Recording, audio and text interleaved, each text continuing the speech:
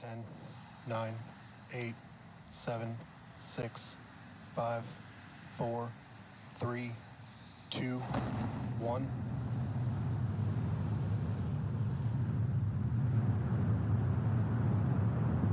We have liftoff. Go Super Heavy. Go Starship.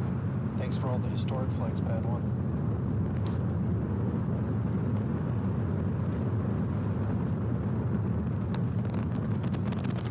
Welcome to my channel. Please like and subscribe and then select that notification and be notified on the next broadcast video. I'd like to give congratulations to SpaceX for the successful flight of Starship flight number 11 for probably their last time to be using the version 2 Starship and Heavy Booster. And the reason why I say this, they're planning to change everything for the next flight 12. But let's get back to on Starship number 11. Everything looks routine with Starship 11. The flight taking off from Starship looks normal. Everything looks fine. And then when they come the hot stage separation, everything's look pretty normal as well. Everything looks so normal with it.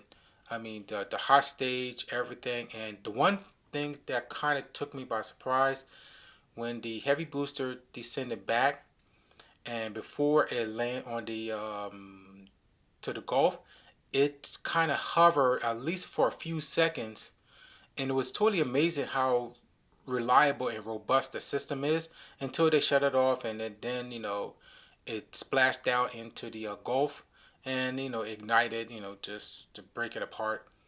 And that's pretty much their plan is, because they was not going to recover that booster, because that booster was being used before. So I might as well just test it out to see how it runs on.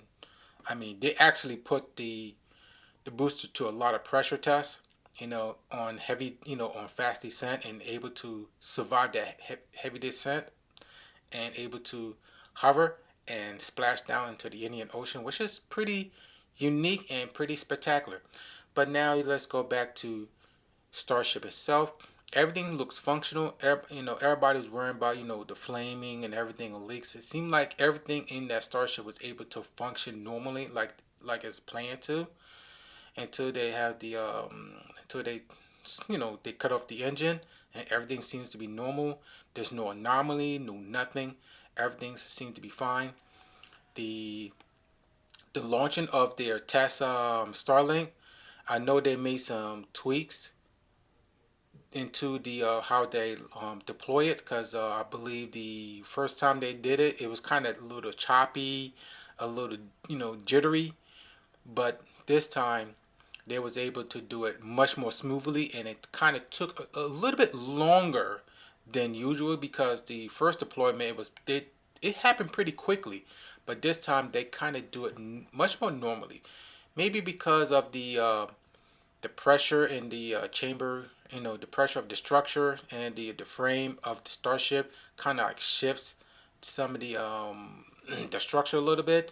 So it probably need to like check and reset and make sure it's able to deploy the dummy test.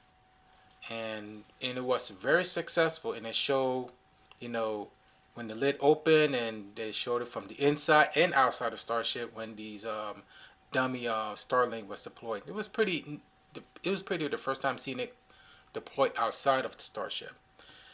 Now, the next part is when the ship, reached to its destination point for landing, actually for a splashdown landing. The new heat shield able to withstand the structure much more better, because they removed I believe the metallic heat shield tiles, because they give that rusted effect. But this time everything went smoothly, better than they planned it, and I'm pretty impressed that this Starship was able to land and splash down. The only thing that people was concerning is when the Starship landed to the Indian Ocean. Believe it or not, even I was concerned when they posted on X to see vented steam coming on the belly near to the combustion chamber of Starship. But and also the fire from the nose cone as well too. It could be from the the heat shield or something, but SpaceX probably have the data of it, and then they probably analyze it and see they're gonna improve on the next Starship. But one thing was the steam vent and the fire coming out from the steam vent from the bottom where the combustion chamber is, and then the fire that come up near to the nose, which is kind of concerning. But I believe that this flight was successful. No doubt about it. It was very successful. So the next part of Starship, in my opinion, is going to be the version 3, because I believe they're already mentioned it, and I know they're going to use the second the second chopstick stop the second chopsticks with the flame delusion. The channel the launch much more better, like a traditional rocket launch. So this is going to be very unique, because it's going to go through a lot of tests and then be hopefully be successful and safe to use this new chopstick. But the one thing about this new Starship be coming up is going to be using the new Raptor 3 engines.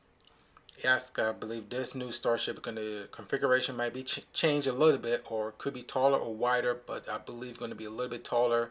The I believe the booster itself, the heavy booster, is going to be a little bit taller, and the hot staging might be integrated with it. It's going to be totally unique, and it's going to be totally different. But I believe that this new Starship may be impressive, because this is going to be the first time they're going to be using the Raptor 3 engines, which is pretty pretty interesting to say. So we're going to wait for the next scheduled flight test for Starship 12 with the new version 3 of Starship, and also the version 3 of the heavy booster and the new Raptor 3 engines. But I will be looking forward for that, and I will see you next time, and have a nice day.